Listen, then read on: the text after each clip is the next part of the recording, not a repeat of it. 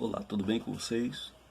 Sou o presbítero Josenilson, sirvo a Deus na Assembleia de Deus, no estado de Alagoas, principalmente aqui no Puxim, Coruripe, Alagoas. E com a parceria, com a ajuda de Deus e a parceria do Espírito Santo e a de Puxim, este é mais um Mostrando a Bíblia.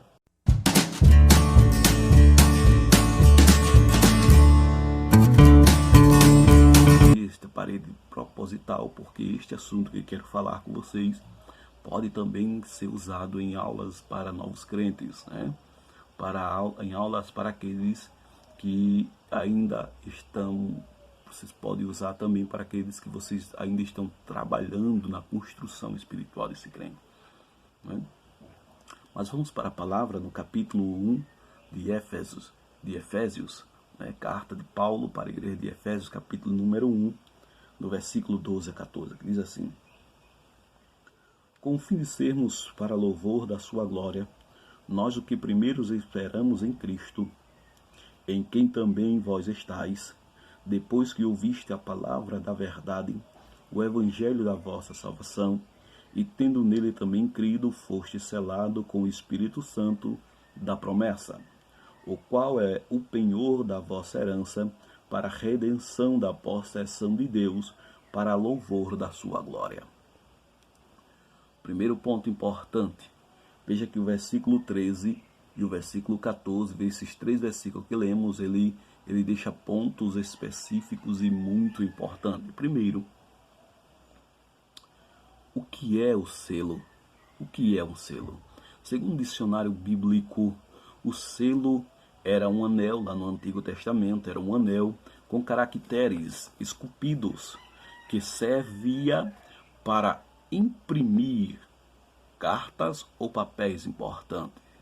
Aqui no Novo Testamento, o selo do Espírito Santo é a autenticação do crente, é também a garantia de propriedade do crente. Por exemplo, quando vemos lá em Gênesis, capítulo de número 38, versículo 18, por exemplo, Tamar, quando deita com Judá, quando deita com Tamar, esta pede o seu selo, o seu cajado e o seu lenço. Ela está pedindo o selo ali, é o anel que estava na mão de Judá. Lá no capítulo 22, no versículo 24 de Jeremias, Deus fala com Jeremias, usa Jeremias dizendo que iria tomar o selo dos reis, daqueles reis. Isto era o anel, a garantia de autenticação. Por exemplo, no Antigo Testamento, quando os reis mandavam a carta, algum papel importante, eles derretiam um tipo de cera ou um tipo de líquido especial, de tinta especial sobre aquele papel, e com um anel ele imprimia os seus caracteres, a sua característica que tinha naquele anel, para aquela carta, aquele papel, aquela folha, teria a autenticação, a garantia de que aquele rei enviou aquela carta. Agora, o que é o selo do Espírito Santo? Aqui no Novo Testamento, o selo do Espírito Santo é a garantia da autenticação de Deus, como vemos em 2 Timóteo, capítulo 2, no versículo 19.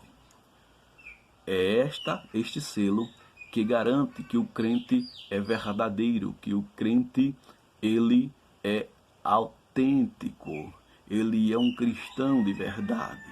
É o selo do Espírito Santo. Pronto. Outro ponto importante, quem tem o selo do Espírito Santo hoje, aqui na atualidade? Lá no Antigo Testamento nós vemos o selo, na mão dos reis, porém o selo do Espírito, lá no Antigo Testamento nós vemos a vida dos nazireados. Por exemplo, Sansão, quando o anjo aparece no capítulo 13 de Juízes, quando o anjo aparece para Manoá, pai de Sansão, que este entrega-lhe a mensagem e corre para a sua mulher e entrega-lhe em seguida a mensagem. Então, no capítulo 13, no versículo 5 e no versículo 7, o anjo deixa bem claro que Sansão seria nazireado, que não iria passar navalha sobre a sua cabeça, que não iria tomar bebida forte, nem vinho, ia tomar algumas cautelas, né? Por causa do menino. Este era o selo no Antigo Testamento. No caso de 1 Samuel, Ana, quando teve Samuel, né, quando fez a promessa e fez uma aliança com Deus, fez um acordo com Deus, e Samuel foi um nazireado de Deus. Logo, Samuel tinha o selo do nazireado de Deus. Né?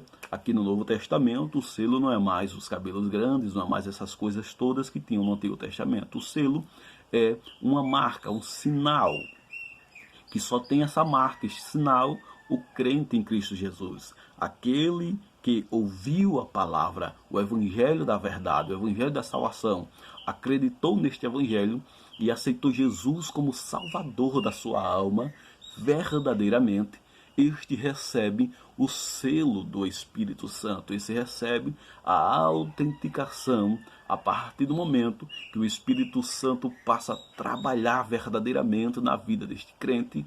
Este recebe o selo da autenticação, o selo do Espírito Santo, passa a ser um cristão autêntico. Este denota que tem o selo do Espírito Santo. Como vemos no livro, na carta de Efésios, no versículo que lemos, versículo 13 e 14. Lá em Romanos, capítulo 8, do versículo 8 até o 10, nós encontramos isso.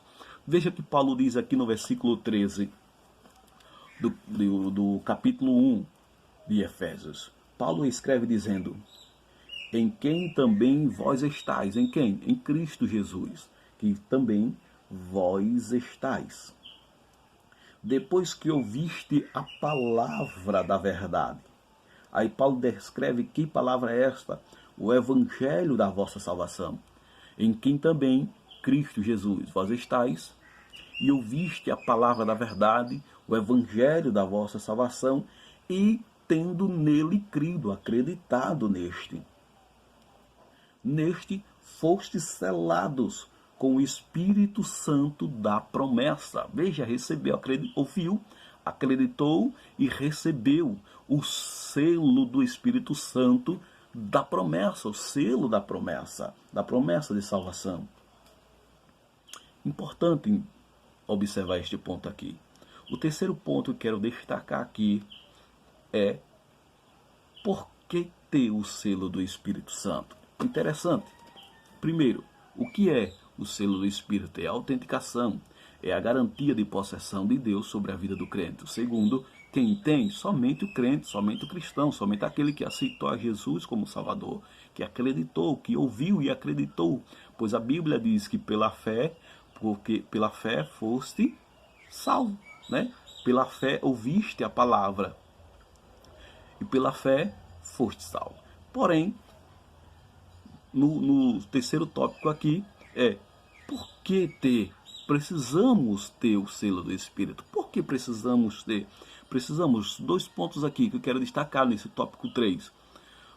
Precisamos ter o selo do Espírito Santo, porque este selo do Espírito Santo, ele garante a propriedade de Deus sobre o crente, como já falamos. Ele garante, o selo do Espírito é quem garante que o cristão, ele tem um dono. O cristão, ele tem um Senhor, ele tem alguém todo-poderoso sobre ele, na vida dele. É este selo que garante. Efésios capítulo número 2, capítulo número 1, Efésios capítulo número 1, do versículo 14, 1 Pedro, carta de Pedro, 1 Pedro, capítulo 2, no versículo 9 e 10. 1 Coríntios, capítulo 6, versículo 19 e 20. Romanos, capítulo 8, versículo 9 e 10. Veja aqui o que Paulo descreve aqui, no capítulo 1, no versículo 14, o qual é o penhor. O que é o penhor? Uma joia, uma garantia, o qual é o penhor da nossa herança. É uma garantia da nossa herança. Para a redenção. Que garantia? Para que essa garantia? Para a redenção da possessão de Deus, para louvor da sua glória. O que é penhor? A garantia. Quando alguém deve um banco, ele pega um bem precioso, vai lá, ele faz um acordo com o banco e o banco pega aquele objeto, pega aquela casa, aquele, seja lá o que for, como prova que aquele cidadão vai pagar aquela dívida, com penhor. Aqui o penhor é a possessão, deixa eu ver aqui, versículo 14. O qual é o penhor da nossa herança, para a redenção da promessa. Para a redenção da promessa de Deus, para louvor da sua glória. Segundo ponto, precisamos ter, porque o selo do Espírito Santo, garante segurança para o crente. Como vemos em 1 Coríntios, capítulo 1, no versículo 8 e 9. Evangelho de João, capítulo número 14, versículo 16 e 17. Efésios, capítulo 4, versículo 30 e 2 Timóteo, capítulo 2, versículo 19. Vamos ver aqui, já que estamos em Efésios, vamos ler aqui no capítulo 4, no versículo 30, que está escrito assim. Deixa eu achar aqui. Capítulo 4, versículo 30 de Efésios, está escrito assim: E não entristeçais o Espírito Santo de Deus, no qual está selado para o dia da redenção. Veja, este garante, o Espírito Santo garante segurança para o dia da redenção. Que Deus, em Cristo Jesus, te abençoe, te guarde e te dê a paz.